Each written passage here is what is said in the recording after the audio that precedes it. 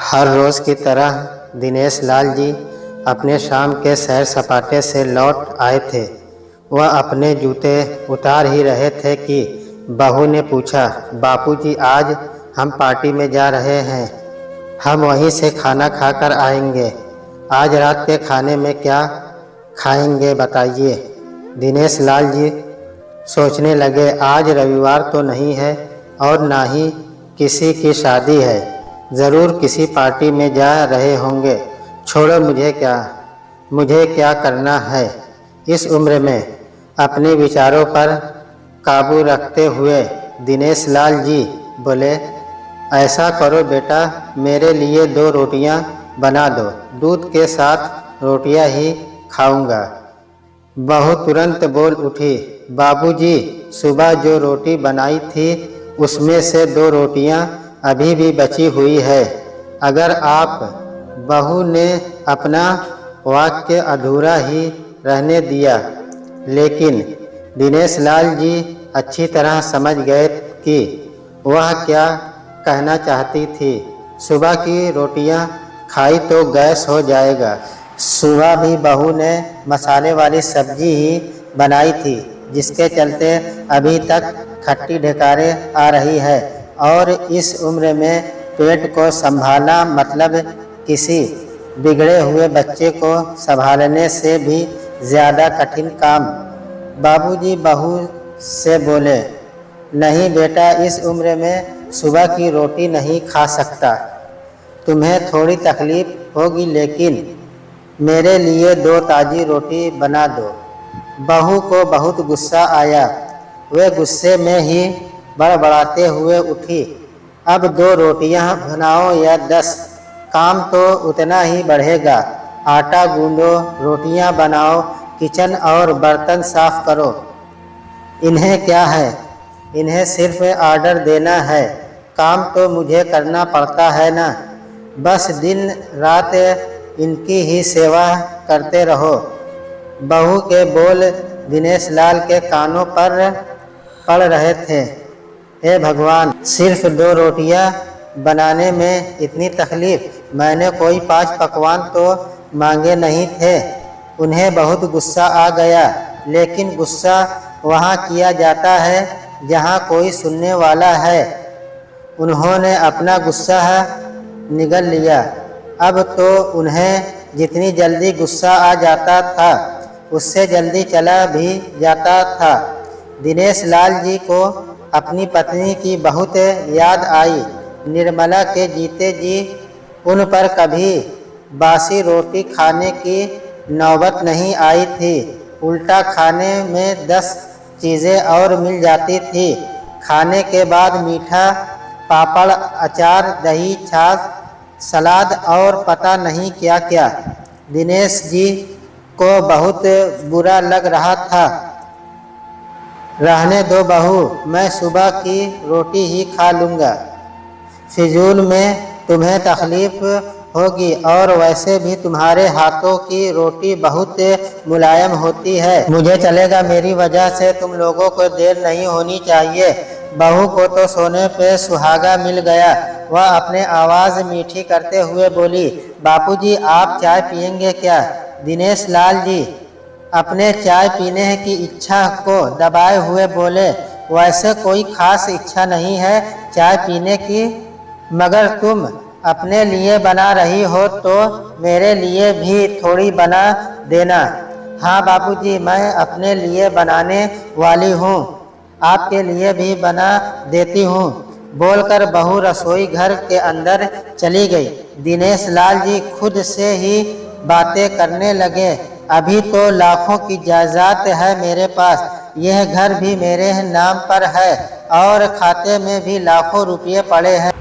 कभी बेटा विषय निकालता है तो मैं बोलकर टाल देता हूँ कि मेरे बाद तेरा ही तो है सब कुछ, और फिर भी एक कप चाय और 2 ताज़ी रोटियों के लिए तरसना पड़ता हो तो उन बूढ़ों का क्या होता होगा जिनके पास संपत्ति के नाम पर सिवाय पुरानी यादों के कुछ भी नहीं होता। निर्मला को याद करके दिनेश लाल की आंखों में आंसू चमकने लगे और धीरे से गालों पर सरके। निर्मला के होते हुए उन्होंने घर का कोई भी काम नहीं किया। आर्थिक जवाबदारियों के अलावा उनकी और कोई जवाबदारी नहीं थी। उनके व्यापार ने भी उन्हें अच्छा साथ दिया था। वह भी निर्मला से बहुत प्यार करते थे, लेकिन कभी जता या बता नहीं पाए। वह ये सच्चे दिल से मानते थे कि निर्मला उनकी किसी पूर्व जन्मों के पुण्य का फल है, लेकिन जिंदगी की भाग दौड़ में वह निर्मला की मन की इच्छाएं पूरी कर न सके। उन्हें वैष्णो देवी जाना था, लेकिन हर बार यह यात्रा अगले साल के लिए पोस्टपोन हो जाती। घर बार और संसार की जिम्मेदारियां संभालते संभालते कब उनकी इच्छाएं उन्हीं के साथ चली गई, पता ही नहीं चला। दिनेश लाल जी ने देखा उनके पोता और पोती दोनों ही स्कूल से आ गए थे। दोनों ने अपना बस्ता सोफे पर फेंका और दादाजी की तरफ दौड़कर उनके गले लगते हुए कहने लगे, चलिए न दादाजी, खेलने चलते हैं। यही निस्वार्थ प्रेम के कुछ पल थे जिनमें दिनेश लाल जी भी बच्चे के साथ बच्चे बन जाते थे और सारे अपने दुख और यादें भूल जाते थे। वह कुछ बोल पाते उससे पहले ही बहू ने कहा, चलो छोड़ो दादाजी को, हमें पार्टी में जाना, जल्दी से आकर तैयार हो जाओ, पापा भी आते ही होंगे। दोनों ही बच्चे दादाजी को छोड़ मम्मी की तरफ भागे। उनकी पोती 7 साल की थी और पोता 5 साल का था। दिनेश लाल जी अपनी ही सोच में डूबे हुए बालकनी की तरफ गए। बालकनी में धीमी ठंडी पवन ने उनका स्वागत किया। बहू उनके लिए चाय बनाकर ले आई। बालकनी में रखी अपनी कुर्सी पर बैठकर दिनेश लाल जी घुट घुट करके चाय पी रहे थे। पी क्या रहे थे, निगल रहे थे, क्योंकि चाय के नाम पर सिर्फ कम शक्कर वाला गर्म पानी था, न इलायची न अदरक। दिनेश लाल जी मन ही मन सोचने लगे, बहू के जाने के बाद आज खुद अपने हाथों से चाय बनाऊंगा, इलायची अदरक और थोड़ी सी ज़्यादा शक्कर डालकर, और उनके साथ रोटियां खा लूँगा। रोटियों की याद आते ही उनका मुंह फिर से खट्टा हो गया। चाय खत्म होने पर खाली कप लेकर वह किचन में रखने गए तो वहां देखा कि बहू और बच्चों का कप धोकर रखा था। उन्होंने भी अपना कप धोकर रख दिया और अपनी डायरी लेकर बालकनी में आ गए। बालकनी में बैठे बैठे उनकी नज़र सूखी हुई तुलसी के पौधे पर। उन्होंने एक लोटा पानी लाकर उसमें डाल दिया। कुछ मिनटों बाद ध्यान से देखने पर उन्हें पता चला कि सूखे हुए तुलसी के पौधे में नई कोकिलें जैसे मुस्कुरा रही हो। तब याद आया कि निर्मला हर सुबह तुलसी को पानी और शाम दिया दिखाती थी। अब शाम को ना तुलसी को पानी और ना ही भगवान के मंदिर में दिया जलता है।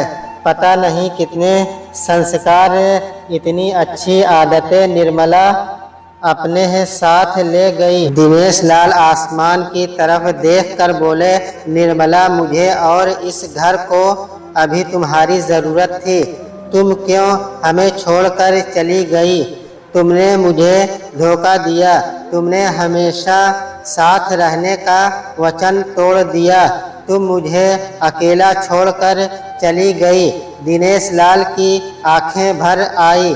पापा, इतनी ठंडी हवाएं बह रही है और आप हैं कि बालकनी में बैठे हो।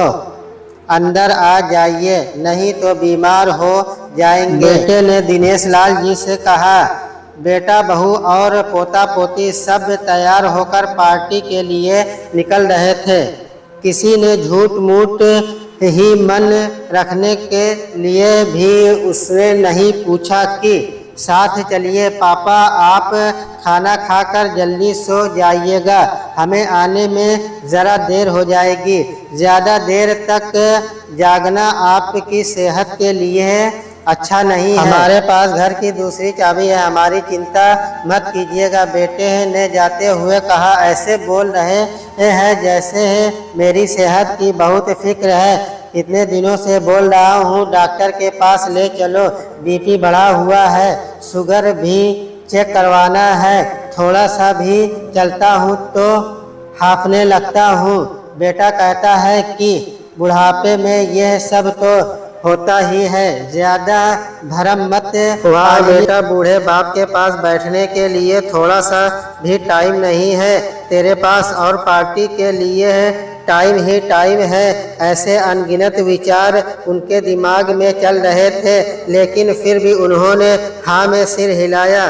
सभी पार्टी में चले गए। दिनेश लाल जी हाल में रखे कुर्सी पर आकर बैठे। खाना खाने की अभी कोई इच्छा थी नहीं, इसलिए टीवी चालू की।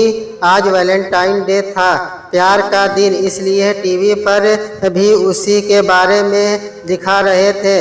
दिनेश लाल जी की नज़र पास में रखे अपनी पत्नी की फ्रेम पर, जिसमें लाल कलर की साड़ी पहन रखी थी। प्यार तो उन्होंने भी खूब किया था निर्मला जी से, पूरी जिंदगी ही किया था, जी जान से किया था, लेकिन कभी बोल नहीं पाए। टीवी पर दिखा रहे थे, लोगों ने लाल कपड़े पहन रखे थे, हाथों में लाल फूलों के गुच्छे लेकर वह ग्रीटिंग कार्ड की खरीदी कर रहे थे। पता नहीं दिनेश लाल जी के मन में क्या आया, उन्होंने अपने पैसों का बटवा लिया और निकल पड़े। निर्मला जी के याद में चलते चलते वो एक आइसक्रीम पार्लर के पास पहुँचे। उनकी सांसों की गति तेज हो गई।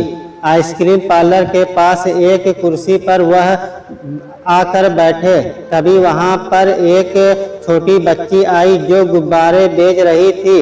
बच्ची बोली, दादाजी गुब्बारे लोगे क्या? इतने ही बचे हैं, बिक जाएंगे तो जल्दी घर चली जाऊंगी।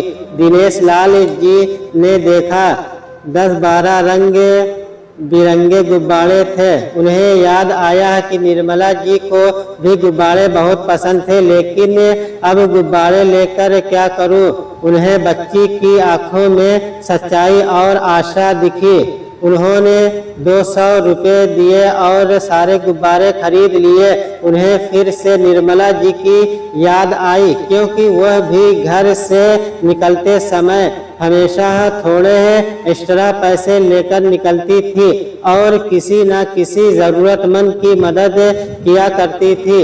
कभी वह टोकते तो वह कहती, हमें भगवान ने लेने वाले के नहीं देने वाले की लाइन में खड़ा किया है और थोड़े से रुपये के बदले में लाखों की दुआएं मिलती है, तो मुझे टोका मत कीजिए। आंखों में आंसुओं के साथ दिनेश लाल जी खड़े हुए रास्ते के बीचों बीच आए। उन्होंने आसमान की तरफ देखा, अपने हाथों में पकड़े गुब्बारे आसमान में छोड़ दिए और चिल्लाकर बोले, निर्मला, मैं तुमसे प्यार करता हूँ। उनके सांसों की गति बढ़ गई, उनका शरीर लड़खड़ाए और जमीन पर धड़ से गिर पड़े। आसपास के लोगों को कुछ भी पता चल पाए उससे पहले ही दिनेश लाल जी ने इस मोह माया की दुनिया को अलविदा कह दिया। उन्हें अपनी पत्नी से मिलने की बहुत जल्दी थी।